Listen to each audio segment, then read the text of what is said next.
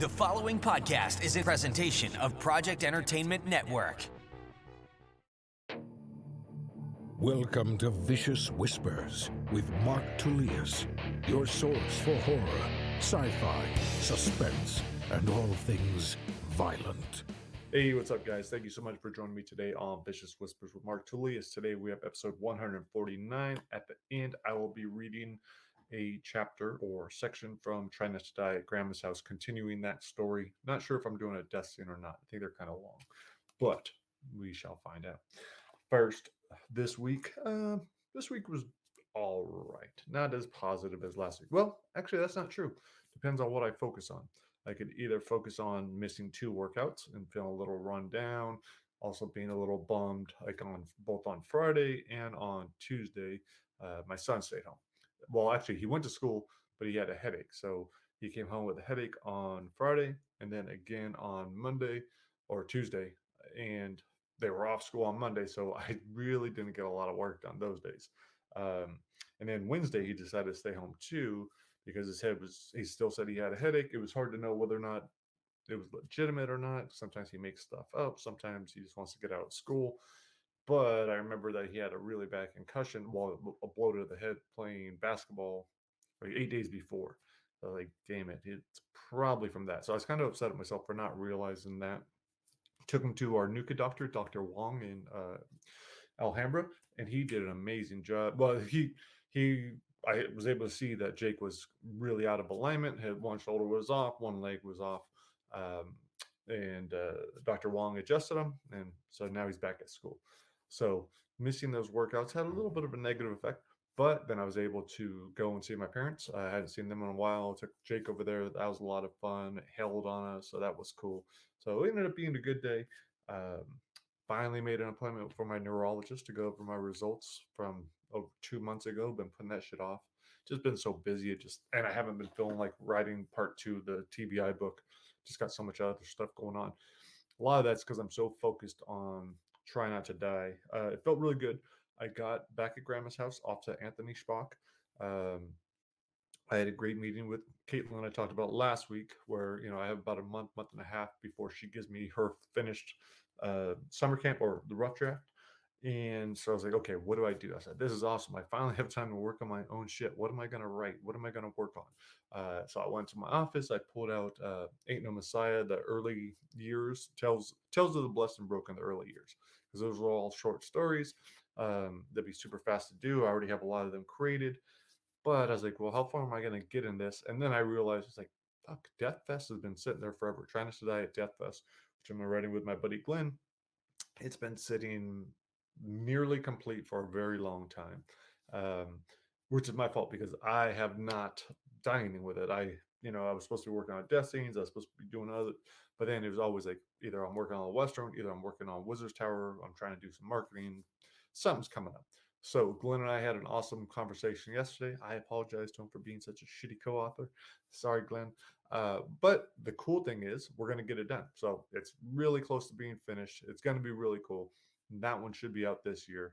I'd really like to create a graph with all the different books and word count, just so I can kind of judge where everyone is. And another cool thing, well, cool and not cool, was when I was going through my stack of all the Try Not to Dies that are currently being worked on, I saw several that I've just kind of lost touch with the authors. My buddy Walter, we had such a great start to his. We came up with it really quick, but then life gets in the way. So Try Not to Die and Watts, that one's kind of on pause. There's a bunch of other ones, but I also reconnected with several of these authors over the last 2 weeks, and they're excited that there's going to be a board game. Had an awesome talk with my lawyer about the board game and the contract. He's fixing that up, so that's awesome. So I'm excited. There is lots of see, now I'm in a good mood. I'm in a positive mood because I'm no longer focusing on the negative. So I just need to do more of that. And another great thing happened. One, we'll hire the narrator for the German version of Morsels of Mayhem. But the nice thing is that already passed the Audible review. So that's already at Amazon and Audible. So, and it should be all the other retailers very soon if it's not already, because I'm putting it up on 2 places. So that's really cool. I suggest you check that out. I will play that. No, and I'll probably just start playing that after Grandma's house. I'll finish this up, then we'll go into Morsels of Mayhem. And then hopefully by the time that's done, we'll have like Transnight in the Wizard's Tower to listen to or something fun like that. I know Sage is starting to record that one. So a lot of really cool stuff happening. Yeah, so much of it I think is perspective. But today's gonna be an awesome day. I'm making it that. Got up early just to record this. It's barely 6 in the morning. After this, I will make breakfast, help the kids get ready for school, take them to school, go work out, come back, edit this, do my newsletter, and then I will work on Dethfest because that's gonna be awesome. And I'm excited about doing that. So Glenn and I are gonna be having our meetings once a week. That means I got to get my shit to him. He's going to get stuff to me, and we are going to knock out this book, which is awesome. So, very cool.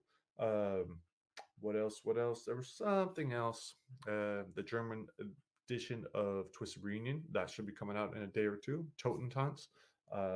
Nico, who's my co-author on Transdiet in the Rhine, he's my proofreader on that. So he went over that. That cleaned it all up. It's ready to be put up. I just need to do it. So maybe I will do that today as well. So that's really all I have going on. As far as free books, we have Try Not to Die in the Pandemic. So pick that up. That one is free right now until I believe the 21st. I actually screwed up on it. It was supposed to be free like a day earlier, but I messed up. All worked out though. So pick that up while it's free. Also, the audiobook is $2.99 on Apple and Chirp. Then next week, I believe, starting, check these dates, but next week, Trent to Die in the Wizard's Tower will be free on Kindle. I believe that one is free starting on the 23rd. So yeah, that should be, yep, February 23rd to 27th. That one's free. And then the following week, we'll finally have Twisted Reunion out. All right, so that's what is free. I almost forgot. We have reader questions. Today's reader is Kim Rae Bruder. Her question: what made you decide to start writing? How did it feel when you first got published? So, when I decided to start writing, I would say when I really, really knew I wanted to write was when I was flying across country. See a girlfriend, this was like 22, 23 ish, and just had this idea for a serial killer flight attendant. And so it was half that, half his point of view, half this team of cops' point of view.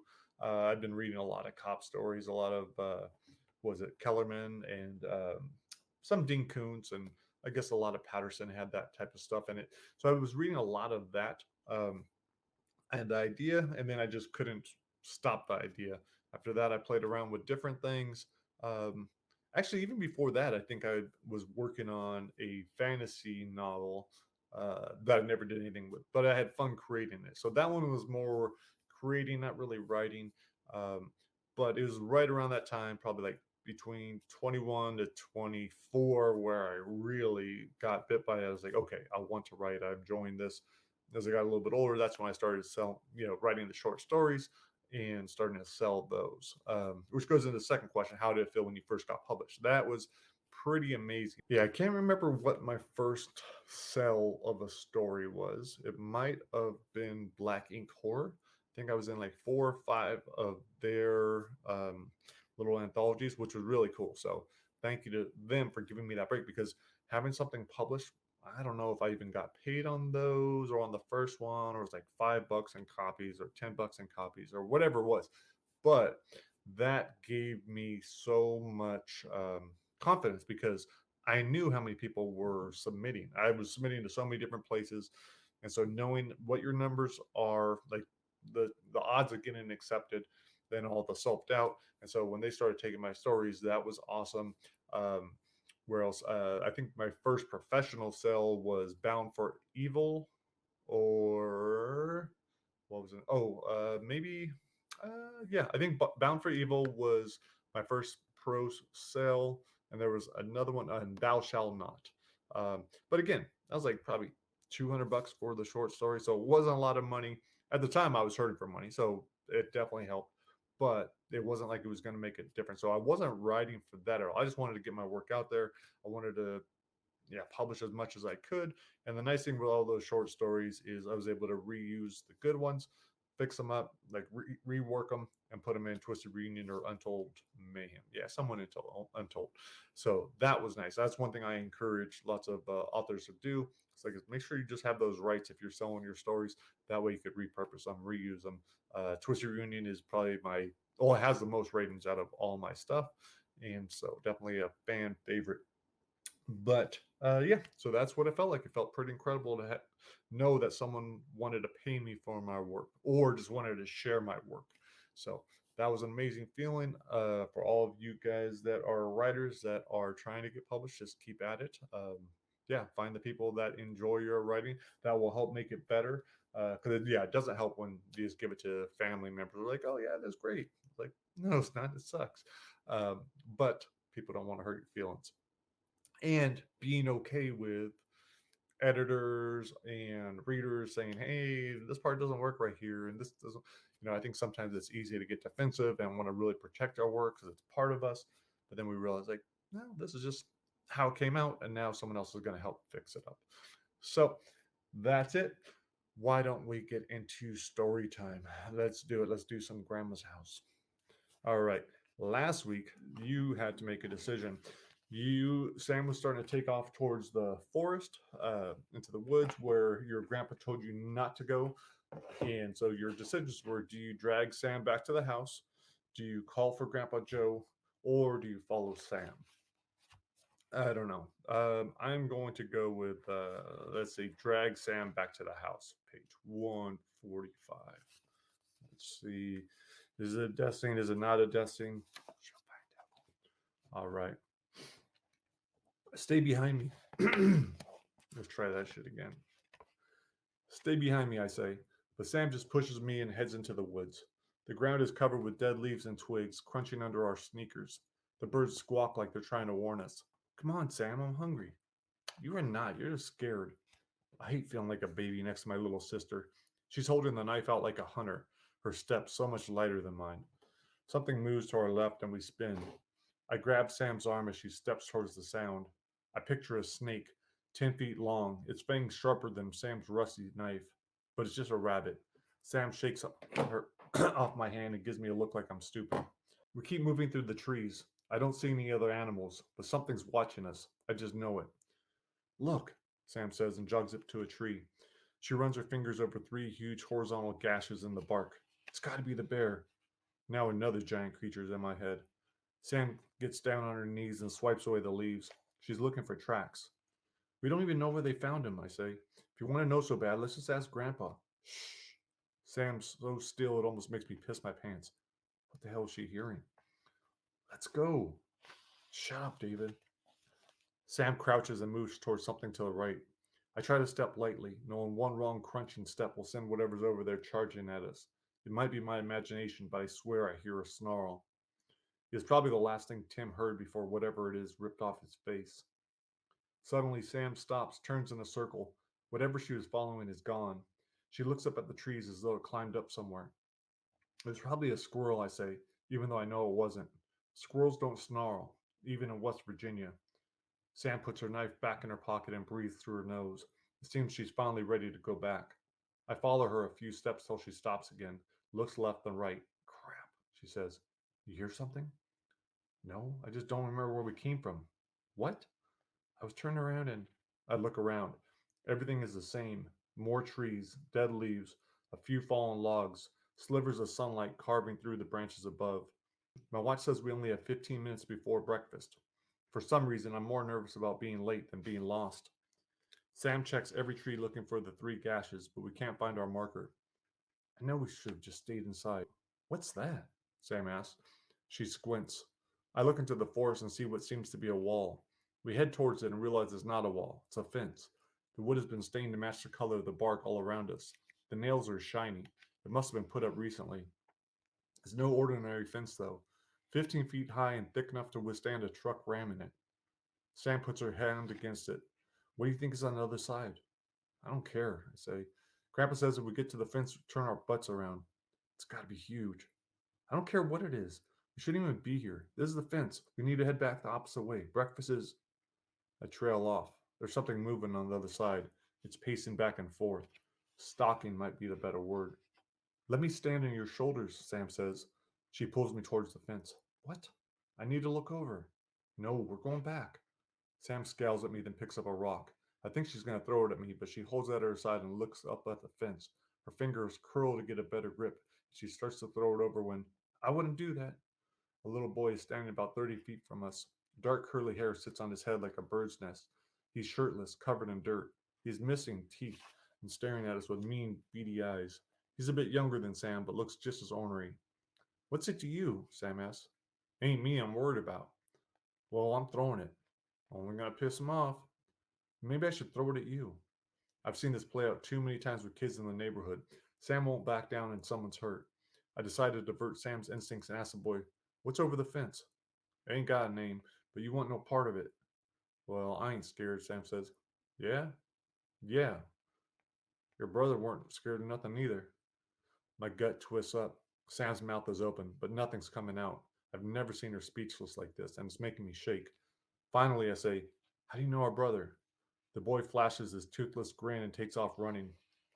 Hey, Sam calls out and starts to follow. I grab her arm. Leave him alone. I don't know why I'm stopping her. Something about that kid just freaks me out. It's like he expects us to follow him, like he wants to lead us into a trap. Sam says, he knows Tim. You mean knew. Shut up, David.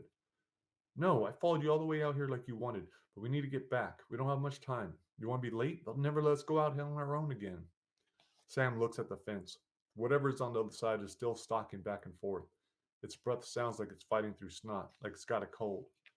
Sam turns and stares into the dark woods where the boy went running. I regret not letting her catch him, but he's vanished. If we try to follow, we'll likely end up more lost than we already are. If Grandpa has to come looking for us, I don't want to know what he'll do. All right, guys, decision time. So we have, you can head back to the house, turn to page 54, find a way to look over the fence, page 87, or follow the boy, turn to page 52. All right, hopefully you guys are enjoying this little story. Yeah, I will read the next part next time. Maybe I'll read one of the death scenes. Depends on how much sleep I get when I record this. Right now, I'm still a little bit sleepy. All right, guys, that is it for today. Thank you so much for listening. I hope you guys enjoyed this story, and I will see you next week. Peace.